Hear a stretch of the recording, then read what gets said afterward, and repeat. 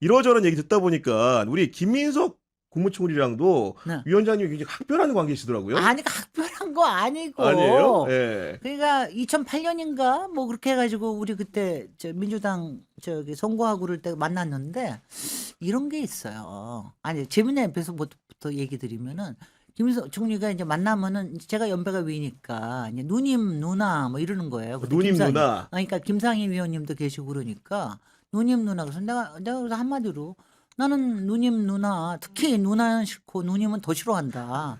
그랬더니 보통 그러면 남자들이 움츠러들잖아요. 그렇죠. 그냥. 네. 근데 거기서 응 그럼 지내 언니.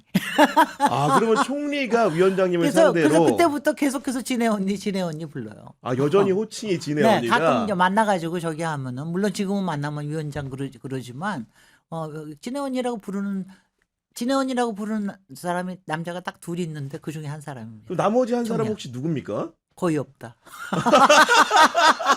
아, 거의 없다와 김민석 국무총리는 둘이의 상당히 공통점이 다른 그래요. 캐릭터로 보이는데 둘의 근데 이런 공통점은 게 또 있어요. 김민석 총리님은 이제 제가 뭐 저도 꽤 사람 보는 눈이 있고 김민석 총리님도 사람 보는 눈이 꽤 있는데 그러니까 둘이 만나자마자 이렇게 그때 선거 때 만났거든요.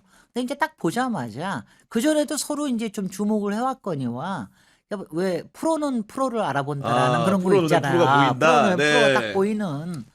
그래서 그때 그 이후로 뭐 하여튼 중요할 때 뭐 이럴 때 같은데 뭐 서로 의논도 하고 뭐 저기도 드리고 뭐 이렇게 저기 됐습니다. 지금도 이제 프로는 프로를 알아본다 관계입니다.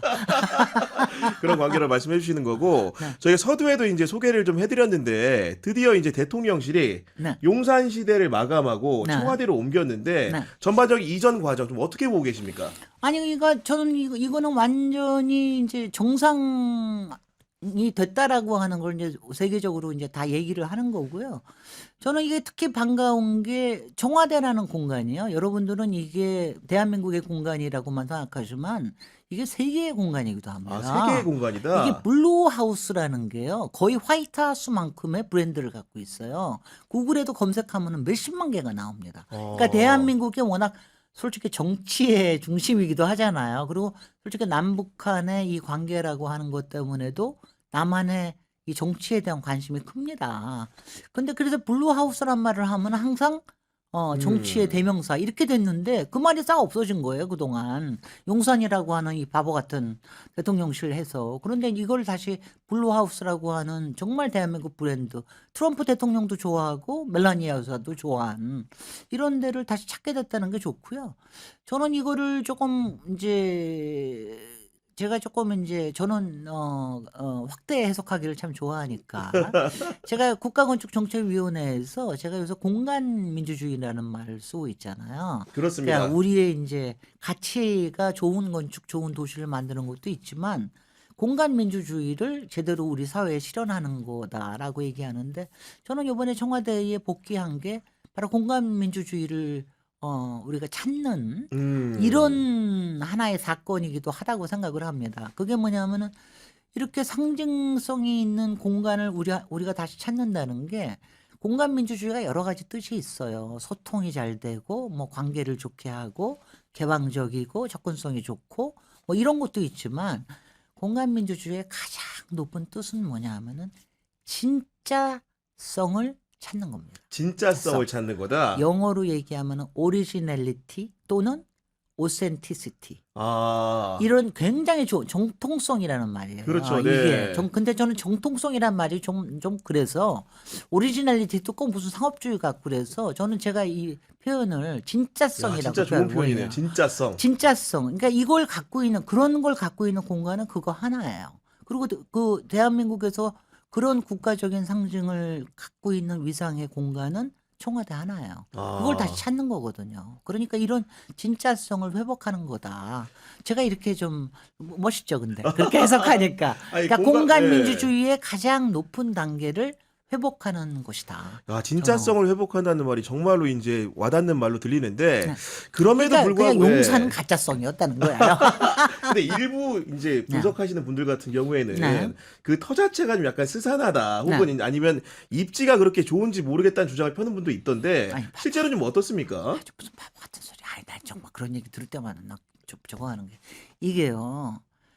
그 경복궁 자리하고 지금 저기 청와대가 있는 자리는 조선시대의 궁이었을 뿐만이 아니라 고려시대에도 남경이 있던데요. 그러니까 여기는 아. 예전부터 명당입니다. 그렇군요. 근데 다만 명당인데 이제 청와대가 있는 쪽은 산기슭을 이렇게 조금 더 가잖아요. 그러니까 정말 좋은 명당은 경복궁에 있는 거고 요거는 조금 거기에 비껴나 있는 겁니다. 그러니까 거기는 예전에 사냥터로 쓰고 그랬잖아요. 말하자면 후원 같은 개념이었단 말이죠. 그렇지만 역시 전기를 받은 건 확실하죠. 백두산에 그렇죠. 네. 전기를 받고. 그런데 이제 그 안에서도 약간 뭐 사실 산기슭에 있다 보면 조금 밝은 데도 있고 약간 저기 한 데도 있고 이런 거지.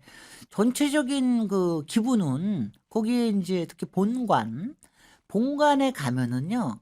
정말 이제 환해요. 저는 이제 정말 이렇게 환하다는 느낌이 듭니다. 아, 그 본관에 앞에 이제 가면 앞에 본관에 보이는 가면 시야가 앞에 시야가 환해요. 특히 이제 저는 이제 본관을 바라보는 것도 있지만 뒤에 북악산이 있지만 본관에서 바깥을 바라보면 환하게 느껴집니다. 그렇군요. 다만 약간 이제 꺼진 데가 바로 여민관이 있는 데가 약간 좀 꺼져 있어요. 이게 길가에 붙어 있기도 하고. 그 다음에 이제 관저 있는 데가 솔직히는 너무 조금 떨어져 있고 이게 뭐냐 하면은 이제 저는 그 청와대의 노태우 대통령 때 거기 마스터 플랜을 만들었는데 그러니까 전반적으로 이제 두 가지밖에 없었어요. 의전 중심이다. 뽀뽀다고 나는 거. 이렇게 폼 딱 잡는 있는 이런 의전하고 또 하나는 보안. 그러니까 바깥에서 들여다 보이지 않고 뭐 이런 것들이 있잖아요. 그러니까 관저 같은 것도 보면은 굉장히 보안이 철통같이 주변에서 둘러싸여 있는 것 같거든요. 네. 그러니까 이 두 가지가 그래서 다른 뭐 업무의 생산성이라든가 또 뭐 소통성이라든가 그러니까요. 이런 것도 좀 약한 건 사실입니다. 그러니까 의전과 보안은 강한 청와대를 네. 소통을 강화하는 형식으로 이재명 대통령을 바꿀 예정으로 보이는데 네. 강화하기 위한 방법으로는 어떤 제안을 좀 하시겠습니까? 아니 일단은 유튜브 쓰시면 되고 라이브 맨날 하시면 됩니다. 그러니까 라이브는 뭐 저는 뭐 구중궁궐이라는 둥 아방궁이라 이런 말은 안 쓰고요. 요새는 이제 모든 걸 공개를 하면은 그 모든 게 공개가 다 지금 그렇죠. 뭐 공무회의나 업무 보고 업무 보고까지도 다 라이브가 되는데 그러니까 뭐 그거는 말이 안 되고요. 다만 소통이 뭐가 문제냐면 대통령이 비서실장 비서들을 보기가 좀 힘이 든 거예요. 그러니까 본관에서 대통령실이 마련이 돼 있는데 그거는 그 비서들이 근무하는 위민관하고는 한 5분에서 한 10분 거리입니다. 제가 걸으면 10분 걸리고요. 10분 걸리고. 남자들은 좀 빨리 걸으면 5분 걸리고. 그러니까 얼마나 안 좋아요. 그러니까 문만 열면 바로 만나고 이제 백악관에는 잘 아시다시피 그 웨스트 윙에 보면은 막 지나치면서 막 다음도 있죠. 부딪히고 예. 막 그러잖아요. 그리고 거기 춘추관 이제 기자들이 모여 있는 데인데 여기도 백악관에 보면은 바로 요만한 데 뚫고 들어가서 다 같이 손 들고 난리를 치는 요만한 공간이지만 그렇습니다. 정말 헛슬버슬한 공간인데 여기는 춘추관도 따로 떨어져 있단 말이죠. 그러니까 이제 그런 점에서 좀 소통 그 안에서의 소통은 좀 약간 힘든데 요새는 뭐 그 안에서 소통도 뭐 소리 지르고 SNS 하고 뭐 그러면 되지. 원격으로 하면 되니까 그죠? 제가 보기에는 그 안에서의 소통은 사실 뭐 인간관계와 업무관계의 문제지 뭐 저기 하는 거는 그런 건 아닌 거라고 생각이 돼요. 그리고 근데 이제 예. 대통령께서 주문을 하셨다 그럽니다. 내가 문을 열면은 바로 저기 새 실장한테 바로 삼실장들 가게 다 같이 볼 수 다 있게. 같이 볼 수 있게 해다오. 저는 뭐 당연히 그럴 거 아니겠어요? 저도 그럴 것 같은데. 제가 그리고 공간 문제에 대해서 문외한이긴 한데 네. 사실은 청와대 입지 자체가 보면은 네. 광화문 문화하고도 가깝고 네. 최근 같은 경우에는 K컬처가 굉장히 이렇게 창대하게 되면서 네. 서촌 같은 데 외국인들 많이 오잖아요. 그렇습니다. 그 청와대라는 공간을 주변에 있는 공간들과의 유기성 이런 것도 좀 있어야 될 것 같은데. 아니요, 정말 이게 일단은 보안으로 치고고요. 왜냐하면 뒤가 쫙 왜 예전에 박정희 대통령이 거기에 방공호고 뭐고 다 마련해놨잖아. 앞만 신경 쓰면 됩니다. 그리고 앞은 바로 말하신 대로 광화문으로 가고 서촌이 있고 거기가 돌담길도 많고 그러니까 거기가 시위도 많이 있지만 또 문화 관광객들도 많이 오고요. 그리고 또 지금은 청와대가 개방이 돼 있기 때문에 예약하고 나면은 거기 들어갈 수 있고 그렇게 그렇거든요. 했었죠. 네. 그리고 정말 웃기는 게요. 모든 관광객들은 왜 나만 대통령실 앞에 이렇게 가고 싶어 하는지 저도 그게 참 웃기는데 뭐 저도 백악관 앞에 가서 사진 찍고 그랬습니다. 저도 찍었습니다. 예. 근데 꼭 청와대 앞에 가고 싶어 하거든요. 그러니까 관광객도 굉장히 외국인 관광객도 많이 오고 그렇습니다. 그리고 요새는 또 재밌는 게 다 또 그 옷을 입고 오잖아요. 한복을 입고 오잖아요. 맞아요. 그러니까 굉장히 분위기가 화사해지고 그럴 겁니다. 그래서 저는 그 주변에 이른바 상인들의 기대는 굉장히 높아졌고요. 주민들은 그래도 아무래도 가끔가다 소음도 있고 관광객이 많이 오면 시끄럽기도 하고 또 가끔은 통행 금지가 될 때도 있고 그러니까 이제 주민들은 조금은 불편하신 거는 좀 있겠지만 저는 그것도 다 보완해서 다 조금 낮은 보완 그 뭐랄까 네. 소통 보완을 많이 하신다 그러니까 그렇게 하시면 별 무리가 없을 거예요. 저도 저는 뭐 다 사실은 좋습니다. 남은 이재명 정부의 임기 동안에 청와대 주변이 어떻게 바뀌게 될지 굉장히 기대가 되는 사람인데 이번에 그 위원장님께서 보니까 새로운 책을 내셨는데 네, 그 제목이 이름하여 이토록 서울 그렇습니다. 이런 제목을 내셨는데 이토록 가운데 밑줄 서울. 그러니까요. 이 책을 내게 된 이유가 좀 있으실 것 같아요. 이거는요. 제가 지난번에 왜 제가 책 팔러 나오는 사람이 돼버렸는데 경향TV는 책만 나와 보니까 네. 한 2달 전에 딸 데려가나요 가지고 나오고 오늘 또 이토록 서울 가지고 나왔는데 이렇게 제가 얘기를 해요. 그러니까 딸 데려가나요는 이른바 윤건희의 3년을 견디기 위한 저의 디톡스 프로젝트였어요. 그런가 하면 이 책은 오세훈 시장의 서울을 견디기 위한 저만의 디톡스 프로젝트, 힐링 프로젝트였고요. 그건 이제 일종의 농담 비슷하게 하는 거고 사실 제가 제가 서울시장 선거에 지난번에는 이제 송영길 대표하고 경선에서 경선하셨죠. 제가 이제 경선에서 안 되고 네, 그러고 난 다음에 이제 끝나고 난 다음에 이제 사실은 제가 좀 이런 게 있습니다. 그러니까 서울에 저는 이제 제가 뭐 내노라 하는 이제 도시 전문가 아닙니까? 그렇죠. 그다음에 특히 서울은 잘 알고 그러니까 서울에 대한 책을 좀 제대로 써줘야 되겠다. 그러면 이게 선거에 나오는 사람한테 도움이 되겠다. 그래서 그때부터 앉아서 썼습니다. 근데 중간중간 쓰면서 네. 아주 디톡스가 됐어요. 힐링이 됐습니다. 저는 이 책을 두 가지 보고 놀랐는데 하나는 창작과 비평사에서 책이 나왔다니 놀랐고 네. 두 번째로는 이 책의 그 커버를 보니까 커버에 공을 굉장히 많이 들인 느낌이에요. 아니 보니까 제가 보면은 우리 기계영 기자님이 네. 이 지식 문화에 대한 상당한 선망이 있으셔. 그러니까 지난번에 제가 한길사에서 책을 내니까 굉장히 어떻게 한길사에서 아니, 책을 그때는 내셨냐. 그랬죠. 그 기억하시네요. 그때는 예. 사상에 관련된 맞아요. 거고 네. 정치 쪽이고 그렇습니다. 창비는 이제 인문 교양 쪽에 상당한 이제 그렇습니다. 있는데 제가요 사실은 인문 교양서에 특히 도시, 집, 공간, 여행 이런 것들을 꽤 책을 많이 냈고요. 꽤 베스트셀러 작가예요. 그래서 창비하고는 이미 한번 여행의 시간이라는 책을 냈고요. 전에도 이번에도 이제 이 책을 낸다고 제가 이제 몇 군데 출판사에다 한 3군데를 얘기를 했는데 창비가 가장 열성적으로 왜냐하면 당신들의 그 인문과 너무나 딱 들어맞는 얘기다. 정서적으로. 네, 그래서 이제 너무 좋은데 근데 이제 문제는 있었어요. 창비가 또 이제 그런 이제 교양 그 출판사가 또 이제 되게 고집이 셉니다. 그리고 저도 작가가 고집이 셉니다. 그래서 원래 제가 계획을 한 거는 이게 이제 4부로 구성돼 있어서 첫 번째가 동네라는 공간, 서울이 어떻게 만들어졌냐. 두 번이 이제 서울 사람, 세 번째가 서울시장으로 본 정치 이야기, 네 번째가 서울 도시 정책. 이 네 가지인데 정책 들어가면 책 안 팔린다고 난리를 치는 거예요. 정책은 빼라. 그래서 제가 그러면 그건 빼겠다. 근데 그다음에 정치 서울시장 얘기도 하면 소송당한다 이거예요. 특정인을 거명하면서 비판을 너무 세게 하면 그러면 네. 그래가지고 그래서 그거 좀 빼자고 온갖 갖은 계략을 나섰는데 제가 이겼습니다. 아니 실제로 그래서, 보니까 네. 이 책의 하이라이트는 3부입니다. 역대 서울시장에 대한 평가예요. 그렇습니다. 실제로 보면은 네. 가장 훌륭한 서울시장, 네. 가장 못한 서울시장 이렇게 꼽으셨죠. 네, 네. 꼽았습니다. 그래서 그건데 제가 이제 그거가 굉장히 제가 저기를 한 게 그러니까 사람들은 이 책의 3분의 2는 공간에 동네에 관련된 얘기니까 그걸 보면은요 그냥 서울이 너무 빠져들어요. 너무 막 애틋하고 좋아. 그다음에 2부로 가서 서울 사람 얘기하면은 막 흥이 나도 신나고 막 그래요. 근데 3부에 가서 왜 정치 얘기냐 이게 이제 저희 철학인데요. 도시라고 하는 거는 절대적으로 공간과 사람과 정치가 얽혀서 만들어지는 큰 이야기입니다. 이거를 잘 엮어서 쓴 책은 저밖에 없습니다. 이 책밖에 없어요.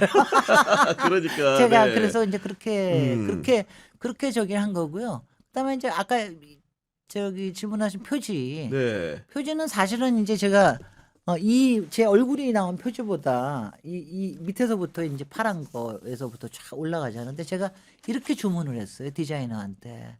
서울의 온도가 느껴지게 해달라. 아. 서울의 이 도회적인 대도시에 굉장히 차가운 게 있잖아요. 맞아요. 서울은 네. 살벌하고 차갑고 약육강식 그거부터 서울이 갖고 있는 이 따뜻함, 열정, 그다음 희망 이런 거를 좀 같이 온도를 표현을 해달라. 그래서 이걸 표현을 해오더라고요. 제가 보자마자 그냥 반했습니다. 아, 거기다가 네. 이제 이번에 K-pop 디먼 헌터스 때문에 그렇게 유명해진 남산 타워를 가운데 두면서 이 지도로 이건 서울의 길 지도예요. 서울의 제일 유명한 길이 제일 중요하거든요. 길 지도를 여기가 싹 포근하게 해가지고 제가 디자인이 너무 마음에 들어서 장비가 그건 정말 잘했습니다. 아, 저는 그 내용 중에서 책을 저도 일본에서 봤는데 보니까 사셨던 동네 중에서 네. 가장 천지개벽한 곳으로 이제 마포를 꼽으셨는데 네. 그런 이런저런 이야기를 기술하시다가 그 귀빈로 관련된 얘기 나왔을 때 귀빈도란 말 사람들 하나도 모를 거예요. 마포대교를 귀빈로라 불렀다 그랬다는 거 아닙니까? 지금? 모르셨어요? 저 몰랐어요. 예. 어머나, 그러니까 연배가 상당히 여기가 학번이 이상하네. 많이 미치죠 제가 지금. 아니 많이 위원장에 미치라도 비하면. 귀빈로라는 이름을 알 것 같은데 왜냐하면은요. 저 처음 봤어요 책에서. 그래요. 네. 그러니까 마포대로가 한동안 귀빈로라고 불렸는데 그게 80년대부터 한 10여 년, 2000년 되기 전까지예요. 그게 왜 그러냐면 귀빈이라니까 외빈들이 오시는 데인데 워낙은 이제 외빈들이 오시면 국빈들 특히 와가지고 이제 그 한강대로로 해서 쭉 왔었습니다. 그런데 이제 드디어 국회가 의사당이 완성이 된 거예요. 여의도에 완성이 된 생기니까. 거예요. 그리고 이제 올림픽대로하고 완성이 된 거예요. 그러니까 이제 그걸 보면서 마포대교를 건너서 오게 하자. 그 아이디어를 합니다. 그러면서 귀빈로라는 이름을 거기다 붙인 거예요. 그래서 외국의 국빈들이 한동안 그 앞을 다녔습니다. 근데 정말 저는 그걸 보고 되게 정말 후진적이다, 창피하다 막 그랬는데 아니 귀빈도라고 이름 붙이니까 진짜로 개발이 막 되더라고요. 그 이후에 왜냐하면 이제 여의도가 활발해지고 그 다음에는 이제 지금은 공덕대로가 엄청나지 않습니까? 맞아요. 네. 그 근처에 여기에 이른바 당사도 마포 당사도 들어오고 그다음에 여의도하고 광화문을 영동요 사이에 솔직히 여의도 너무 비싸고 광화문도 너무 비싸잖아요. 요 사이가 조금 싼 데니까 여기에 여러 가지 업무 시설이 들어오고 이러면서 이제 굉장히 발달하게 된 겁니다. 귀빈로 참 후졌죠. 박정희 대통령 시대입니다. 그게. 그러니까 이러저러한 재밌는 이제 공간에 대한 이야기들이 오밀조밀하게 이 책에 다 담겨 있는데 네. 제가 전부 다 소개하면은 많은 분들이 책을 안 살 수 있으니까 간단하게 이 정도 맛만 보는 걸로 하고 네. 아까 이제 그 하이라이트라고 하셨던 부분 네. 지금까지 역대 서울시장 중에서 가장 일을 잘한 사람과 가장 못한 사람 누굽니까? 그러니까 이렇게부터 얘기를 해야 되는데 최악부터 뽑을게요. 최악은 다 아실 거예요. 최악의 서울시장 그러면 다 압니다. 누구나 뽑는 사람. 그 이름도 김현옥. 왜냐면 관선시장 이른바 와우 아파트 붕괴 아파트가 사건 때문에 무너졌죠. 네. 그러니까 엄청난 개발 일을 했음에도 불구하고 그것 때문에 김현옥이라는 정말 악명과 오명이 아주 덕지덕지 붙은 이름인데 사실 그분은 여러 가지 좋은 일도 많이 했어요. 그런데 그래요? 이제 그 와우 아파트 붕괴되는 일 때문에 그렇게 된 거고, 완전히 그러니까 박정희 대통령의 수족이었죠. 말하자면은. 그런데 이제 민선시장에 와서 지금 민선시장이 30년 됐습니다. 이제는 이제 최악과 최고를 꼽을 만도 한데, 네. 저는 이제 최고를 꼽기는 굉장히 어렵지만 최악은 꼽을 수가 있어요. 누굽니까? 바로 지금 현 시장 오세훈이죠. 근데 뭐냐면 이제 그 기준을 제가 얘기를 할게요. 저는 뭐 여러 가지 모든 시장에는 공과가 있는데 오세훈 시장은 정말 공이 너무 없어요. 공이 없다. 공이 없고 과라는 거에서도 뭐냐면 서울시장의 가장 중요한 임무는 시민의 안전과 일상의 평화입니다. 근데 그거를 다 깨트린 사람이 오세훈 시장이거든요. 그리고 너무 겉멋만 부리고 그래서 저는 최악이라고 생각해요. 왜냐하면 오세훈 시장 시절에 온갖 이 선진화된 세계 도시에서 광화문 내거리가 침수가 되지 않나, 감락역이 침수가 되지 않나, 이태원 사고가 일어나질 않나. 네. 거기다가 우면산 산사태도 일어났죠. 거기다가 용산에서 재개발한다 그러면서 거기서 용산 이른바 테러라고 할 만한 사건이 3.4. 일어났죠. 네. 근데 그런 게 사실 뭐 우리가 사는 사회에서 일어날 수가 있지만 그 전후, 그다음에 그거를 예방하기 위해서, 그리고 그 이후에 시민들을 어루만지기 위해서 과연 오세훈 시장의 존재감이 무엇이었나? 저는 정말 아니라고 보거든요. 네. 지금도 아직 한강버스가 뭐 그런 안전사고가 안 나서 그렇지, 안전을 생각한다면 그런 건 못합니다. 아니 그런 그럼에도 점에서 불구하고 네. 시민들의 선택을 또 여러 번 받았잖아요. 네. 그런 저간의 이유는 좀 뭐라고 분석하고 계십니까? 이게 뭐 이제 운칠기삼이라고 그러잖아요. 원래 정치인은 오세훈 시장은 전형적으로 운칠기삼인데 아마 운구 그런데 왜 그러냐면 기 1밖에 안 된다고 생각한. 첫 번째 일기에 들어올 때는요. 정말 신데렐라처럼 들어왔어요. 맞아요. 이명박 당시로서는 시장의 후광을 얻고 뉴타운 걸 하면서 들어왔던 거죠. 그러니까 우리 쪽에서 너무 좀 취약한 후보를 냈지만 그것 때문에 들어왔고, 그러니까 두 번째는 그러니까 아주 겨우겨우 된 거죠. 그러다가 이제 손 들고 도망갔던 거고, 저는 그때 벌써 오세훈 시장은 이미 15년 전에 실패한 시장입니다. 그런 시장이 다시 그 다음에 들어올 수 있었던 거는 윤석열 효과예요. 딴 거 없습니다. 윤석열 효과다. 문재인 대통령의 말기에 윤석열 대통령이 들어오리라고 하니까 서울의 보수적인 세력이 똘똘 뭉친 거죠. 그래서 했고, 그러니까 그렇게 해서 보궐선거로 들어오고 나니까 그 다음에는 더구나 윤석열 대통령 시대 아니에요. 그러니까 이제 더 쉽게 됐는데 아주 그냥 왜냐하면 이제 그렇게 오세훈 시장이 너무 쉽게 시장이 됐기 때문에 더군다나 시장을 더 망나니처럼 하는 것도 있습니다. 네. 네. 그 국민의힘에서 어쨌든 간에 그럼에도 불구하고 오세훈 시장 유력한 후보로 거론이 되고 있는 상황에서 네. 민주당 같은 경우에 지금 후보들이 네. 굉장히 많은 분들이 출사표를 던진 거의 두 자리 상황인데 되죠. 벌써 네. 우리 위원장님이 내신 책을 알고 네. 박주민 의원 같은 경우에는 이토록 서울을 들고 뭔가 구애하는 듯한 느낌을 연출합니다 지금. 이 책이요, 지방선거 출마자들을 필독서입니다. 그러니까 이거 뭐 제가 그렇게 공표했거든. 이 책 안 읽고 오면 안 만나줍니다. 그랬더니 우리 박주민 의원이 딱 들고서 한번 들고 저기 했던 이미. 거고요. 네. 얼마나 많은 분들이 읽고서 오실지 모르겠지만 만약 이 책을 읽으시면은 생각도 정리되실 거고, 할 말 또 할 일, 공약 이런 게 굉장히 많이 생각이 나실 거예요. 제가 많이 맞아요. 힌트를 넣어놨기 동네별로 때문에. 또 분석이 다 돼 있기 때문에. 다 돼 있기 때문에 그거를 이제 그렇게 해놓은 거고요. 그리고 제가 아까 이제 최고의 시장을 얘기를 하셨는데, 제가 최고의 시장을 이렇게 못 꼽는 이유가 항상 작가들이 그러지 않습니까? 최고의 작품이 뭐죠? 그러면 다음 작품.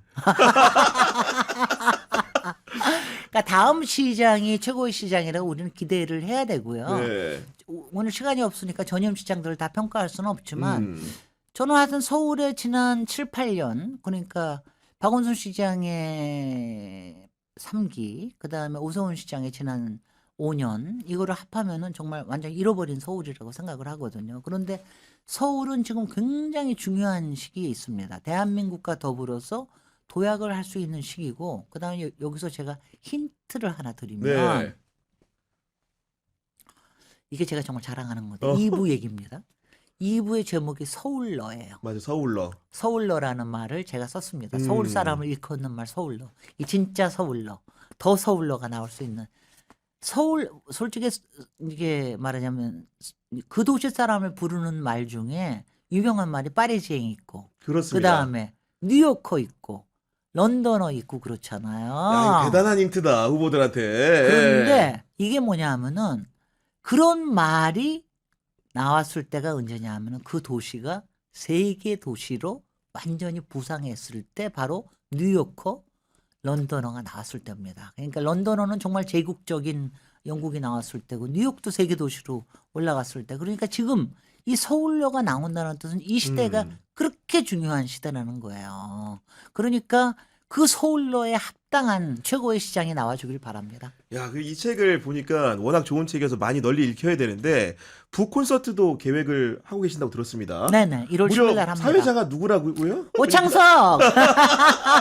그리고 최고예요. 많은 분들이 또 오셔가지고 응원하실 것 같은데. 아니요, 만약 저는 지금 그래서 서울시장 후보들 불러야 되나 말아야 되나 전부 다 고민하고 있어요. 불러가지고. 부르면 다 또 네. 얘기하실 거예요. 그 라이브로도 할 거거든요. 그러면 또 다 마이크 드실 거 아니에요. 그러니까요. 그러니까 지금 좀 고민은 어떻게 하나 좀 고민을 하고 있는데, 또 그런 기회를 드리기도 해야겠죠. 그리고 저는 네. 책에 보면은 네.